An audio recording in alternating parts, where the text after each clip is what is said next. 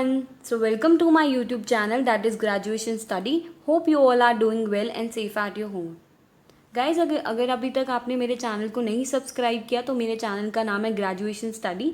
सो आप उसको जाइए और जाके सब्सक्राइब करें, लाइक भी करें, कमेंट भी करें और शेयर भी अगर आपको मेरी वीडियोस अच्छी लग रही हैं. And hope this would be useful for you. Okay, so guys मैंने पिछली वीडियो में डिस्कस किया था यहाँ तक सेकेंड पॉइंट, तो आप मेरी पहले वाली वीडियो देख के आ सकते हो. देन आप इसको आगे कंटिन्यू करिए. ओके, सो आज हम डिस्कस करने वाले हैं इसका थर्ड पॉइंट का second part. Okay, so that is period for which appointment is to be made. So आप मतलब क्या पीरियड डिस्क्राइब है जिसके अंडर आप अपॉइंटमेंट वो तब तक अपॉइंट हम उसको कर सकते हैं, वो कब तक होल्ड कर सकता है. ओके, सो सेक्शन 139(2) के अंडर आता है. फर्स्ट पार्ट क्या है? An individual can be appointed of a term not more than 5 years. देखो, जो हम ऑडिटर को अपॉइंट कर रहे हैं वो उस इंडिविजुअल को हम 5 साल से ज़्यादा अपॉइंट नहीं कर सकते. जैसे प्राइम मिनिस्टर है उसकी भी 5 years है. ओके, सो वैसे ही ऑडिटर का क्या है, 5 years से ज़्यादा हम उसको टाइम लिमिट उसकी इतनी ही है, उससे ज़्यादा हम उसको अपॉइंट नहीं कर सकते. Next, an audit firm can be appointed for a consequent term not more than 2 terms of 5 years. वो कहते हैं जो ऑडिट फर्म है वो तो बड़ी टर्म है तो हम उसको 10 years से ज़्यादा नहीं कर सकते. मतलब not more than 2 terms of 5 years. 2 terms कितनी होगी? 2 into 5 दैट इज 10 years तक हम उससे ज़्यादा नहीं उसको अपॉइंट कर सकते.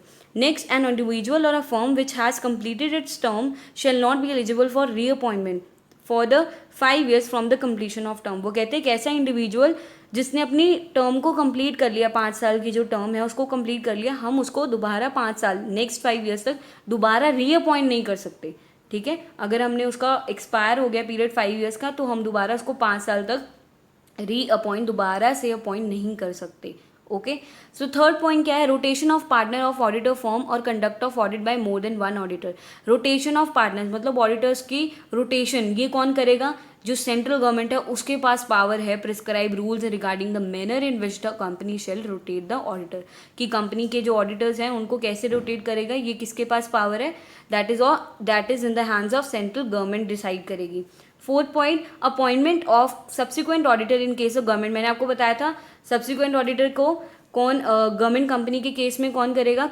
कंट्रोलर एंड ऑडिट जर्नल करेगा. कितने डेज में? With in 180 days. यहाँ पर वो कितने डेज लेता है? 180 days. सबसे ज़्यादा टाइम यहाँ लेता है और यही करता है, इसमें और कोई रोल प्ले नहीं करता. और वो कब तक?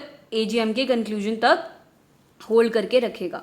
सो गाइस, टेबल अपने माइंड में रखो. देखो टेबल में मैंने लिखा हुआ है 180 days from the commencement of financial और AGM के कंक्लूजन तक होल्ड करके रखेगा.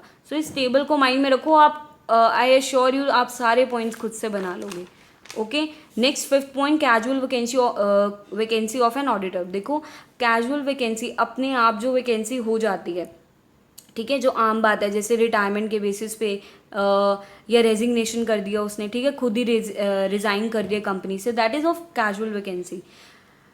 ठीक है, और उसकी डेथ से रिटायर हो गया वो, ठीक है, तो वो कैजुअल वैकेंसी होती है. ठीक है, 139(8) के अंडर आता है ये. ठीक है, गवर्नमेंट कंपनी के अंदर कैसे? वो कौन करेगा? वो वैकेंसी को दोबारा रीफिल कौन करेगा? Board of director with in 30 days. Government company के केस में तो BOD करेगा. और नॉन गवर्नमेंट कौन आ जाता है? आपको पता ही है, that is controller and audit journal with in 30 days. अगर वो फेल हो जाता है तो कौन करेगा? That is BOD, board of director with in next 30 days में वो करेगा. Okay, so guys I think यहाँ पर थोड़ा सा मिस्टेक हो गई. इन केस ऑफ नॉन गवर्नमेंट के केस में कौन करेगा? Board of director. और गवर्नमेंट के केस में कंट्रोलर. एंड यहाँ पर आप थोड़ा सा रेक्टिफाई कर लो, इसको ठीक कर लो, सॉरी फॉर दैट. इसको कंट्रोलर कौन करेगा? इसको कंट्रोलर करेगा गवर्नमेंट के केस में. ओके, मैं यहाँ पर कट कर देती हूँ. गवर्नमेंट के केस में कौन करेगा? कंट्रोलर करेगा. एंड नॉन गवर्नमेंट के केस में कौन करेगा? That is board of director with in 30 days. और ये कितने डेज लेगा? वो 30 days में करेगा और बोर्ड ऑफ डायरेक्टर भी 30 days नेक्स्ट 30 days लेगा अगर वो फेल हो जाता है कंट्रोलर. ओके, सो नेक्स्ट जो पॉइंट है that is casual vacancy by resignation. Resignation मतलब वो खुद ही रिजाइन कर रहा है. ठीक है, जो ऑडिटर है वो खुद ही रिजाइन कर रहा है. 142 के अंडर आता है सबसेक्शन. सो नॉन गवर्नमेंट के केस में क्या होगा? In case the auditor resign from the company, he shall file a statement in the prescribed form within 30 days from the date of देखो, आज ऑडिटर ने रिजाइन कर दिया अपनी कंपनी से, ठीक है, तो उसको क्या करना पड़ेगा? नॉन गवर्नमेंट कौन बचा नॉन गवर्नमेंट में? उसको किसके पास वो देनी पड़ेगी statement? He shall file a statement in prescribe form with the company and the registrar. Company के पास, और ऑब्वियसली जहाँ कंपनी का एड्रेस रजिस्टर है दैट इज रजिस्ट्रार के पास क्या करना पड़ेगा? फाइल करनी पड़ेगी। और गवर्नमेंट के केस में आपको पता ही है, कंट्रोलर के साथ उसको अपनी रेजिग्नेशन के बारे में अगर वो नहीं करता गाइज तो उसके लिए फाइन है, दैट इज 50,000 to 5 लाख। वो एक्सटेंड भी हो सकता है 5 लाख से। लास्ट, रीअपॉइंटमेंट हम क्यों, मतलब जो रिटायरिंग ऑडिटर है, रिटायर जो हो चुका है, वेदर किसी भी रीज़न से जो रिटायर हो चुका है, ठीक है, तो हम उसको दोबारा, मतलब रिटायर जो हो गया, उसका एक्सपायर हो गया टर्म, तो उसको हम दोबारा रीअपॉइंट कर सकते हैं, ये क्वेश्चन है। ओके, सो 39(9) के अंडर आता है ये सेक्शन। तो हम किस किस बेसिस पे कर सकते हैं? देखो, अगर वो डिस्क्वालीफाई ना हो फॉर द रीअपॉइंटमेंट, अगर उसको किसी, मतलब ऐसे नहीं है कि उसने कंपनी का कोई वॉयलेट किया रूल, तो उसको डिस्क्वालीफाई नहीं किया हमने रीअपॉइंटमेंट की, वो रीअपॉइंट दोबारा हो सकता है, तो डिस्क्वालीफाई नहीं है, उसको हम कर सकते हैं। ओके, ये इस बेसिस पे हम कर सकते हैं। सेकंड, अगर उसने कोई नोटिस ही नहीं दिया कि नहीं मैं नहीं बनना, दोबारा रीअपॉइंट नहीं होना चाहता, अनविलिंगनेस उसने शो ही नहीं करी अपनी, और ऐसा रेजोल्यूशन पास हो चुका है, मतलब ऐसा रेजोल्यूशन पास ही नहीं हुआ अभी तक कि जो पर्सन रिटायर हो गया उसको दोबारा हम रीअपॉइंट ना कर सके, ऐसा कुछ भी एक्सप्रेसिवली डिफाइन नहीं हुआ।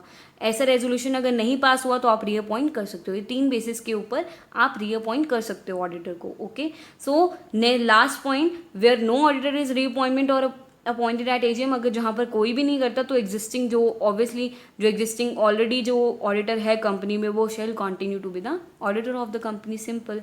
सो गाइस, ये लास्ट पॉइंट था इसका। सो यहाँ पर ये टॉपिक ख़त्म होता है। मैंने ये 4 जो पेजेस है ये मैंने 3 वीडियोस में डिस्कस करे हैं, तो आप तीनों वीडियोस को देखो अच्छे से, कंसेप्ट को क्लियर करो अपना। और ये अपॉइंटमेंट ऑफ कंपनीज ऑडिटर आता है पेपर में, बहुत इंपॉर्टेंट कंसेप्ट है, और ये पूरा आपको अच्छे से प्रिपेयर हो जाएगा अगर आप ये वीडियोज़ देखोगे। सो प्लीज़, अगर आपको मेरी वीडियो अच्छी लगी तो लाइक करो, कमेंट करो, share and subscribe to my channel. Thank you everyone. So take care, bye bye. Keep smiling, keep learning, and stay tuned. Your friends all say